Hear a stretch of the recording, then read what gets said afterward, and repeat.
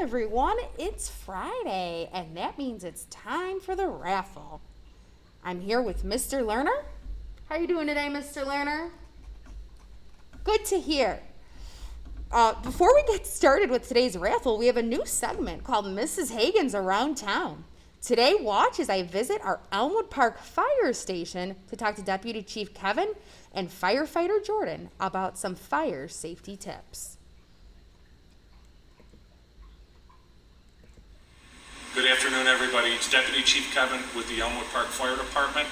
A little bit sad this year that we don't get to come and see you in person, but we're super excited that we get to make a virtual presentation and talk to you about fire safety. So there's lots of different topics that we want to cover with fire safety. But every year, we kind of zero in on something that's really special. So for fire safety, everybody remembers that there's a special 3-digit number that we want to call in case you have an emergency or you need help.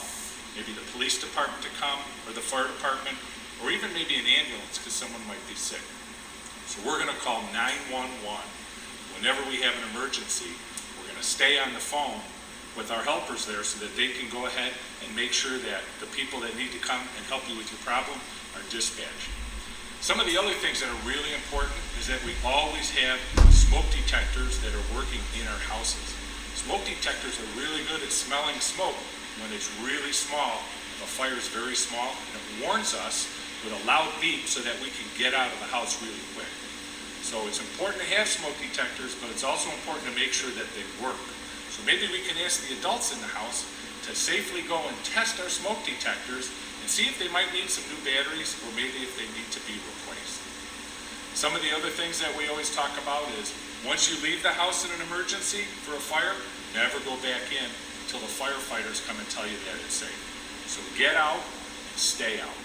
If you see smoke, we stay low. Get down to the ground where the air is cleaner, and we crawl out and we go to our meeting place. So a meeting place is somewhere, maybe in front of the house or in front of a neighbor's house, that our family and the people we live with get together in an emergency so that we know that everybody made it out of the house safely. If someone's missing, they can tell the firefighters right away who's missing and where they normally stay in the house so the firefighters can go and help them right away. This year, our special topic is serve up fire safety in the kitchen. We want to talk about being safe in our kitchens. So normally in the kitchen, we have a stove or something else that we use to cook food that gets hot. So we always want to make sure that we keep the area around the stove and the oven clear of any debris, and that kids, we stay 3 feet away from the oven or the stove whenever it's in use. And our parents have to remember that if they're cooking, turn the handles back in away from the edges of the stove or the oven so that we don't accidentally come by and knock something down off the stove. If we do have a little grease fire, the easiest thing to do is not to panic, turn off the gas or the electric, and simply put a lid back over the top of that pot or pan, and that'll smother out the flames. If the fire department does come to our house for an emergency, sometimes we don't look like this. We don't have just our regular everyday clothes on. We have some of our special fire safety clothes. So I actually have firefighter Jordan with me today, and you can see firefighter Jordan is wearing his normal station uniform. But if he comes in an emergency, he's going to look different. So he's going to go ahead and put on his fire pants and fire boots. So he has special fire boots that are going to protect his feet in case he has to step on something that might be sharp. And he has special fire pants that go on. They keep him protected from heat, but they also keep him protected from something sharp. So when he puts them on, they're kind of big, kind of like clown pants. So he starts to look a little bit funny and a little different. But it's still firefighter Jordan that's wearing them. He's also going to put on a hood. This hood's going to cover his hair and his neck and his ears, and it's going to protect him in case he has to go in somewhere where it might be hot or smoky. Then he has a special fire coat. A fire coat's just like his fire pants. It protects him from things that are hot and sharp edges. But we start to look now, that's a big coat and pants. He's looking a lot bigger than he normally is. But we know it's still firefighter Jordan. Now he has a couple more pieces of equipment that he has to put on. He doesn't want to breathe all that bad smoke. He wants to breathe the good air. So he's going to put on a mask. And this mask is going to hook up to a backpack that he has that has good air in it. But once he puts that on, now he looks really different.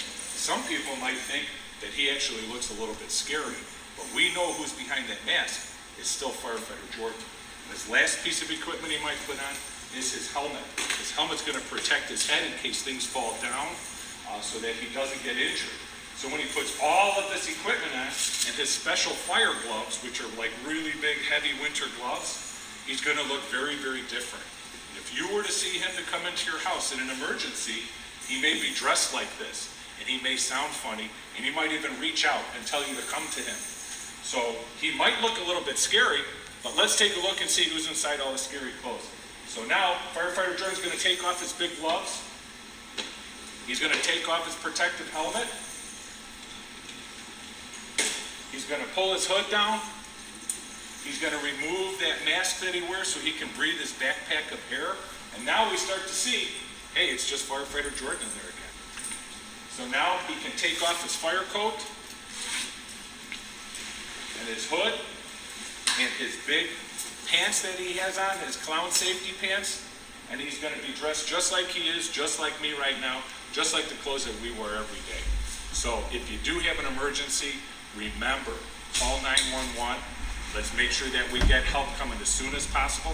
Get out of the house, stay outside, go to your meeting place, make sure we're always operating safe in the kitchen. But if we do have an emergency, we don't need to be afraid of the firefighters that are coming in. It's just because they look a little different doesn't mean that they're bad. Thanks so much for watching. I'm really excited when we can get in person again next time. But until then, stay safe and don't forget, call 911.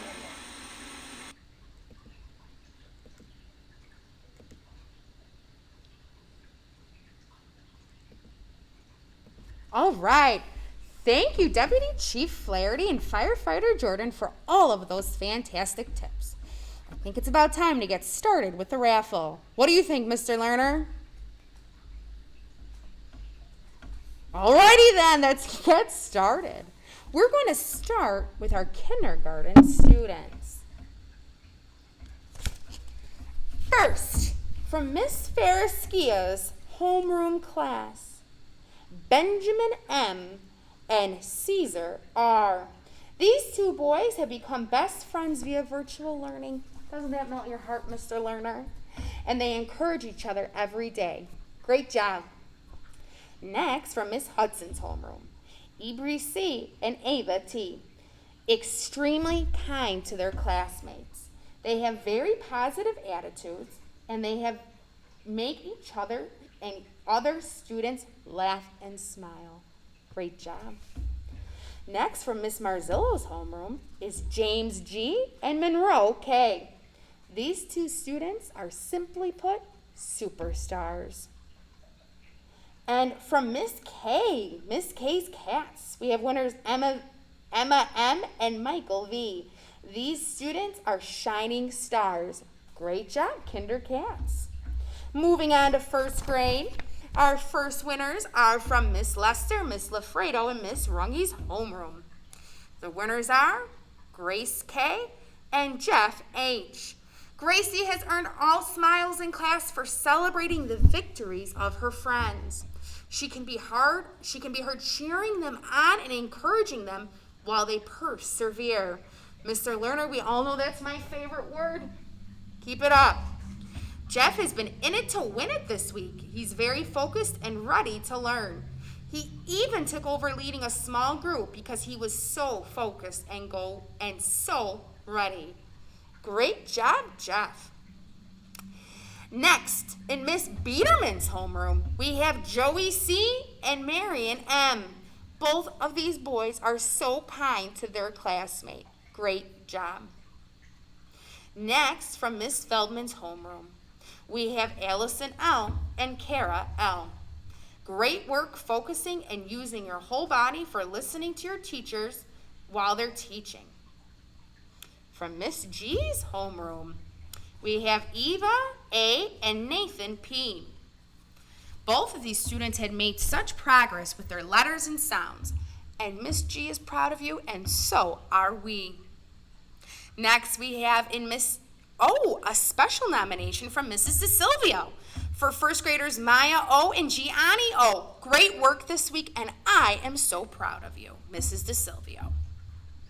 From second grade, Miss Horvath's class, we have Yuritsi Moran M and Christian A.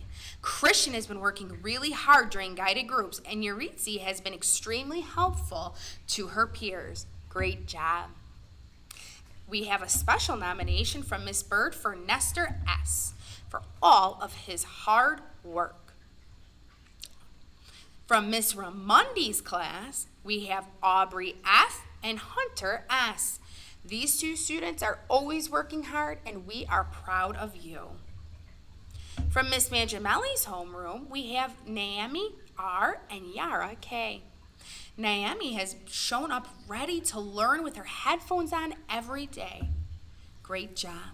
Yara has worked really hard on her assignments this week. Awesome to hear. Keep up the good work.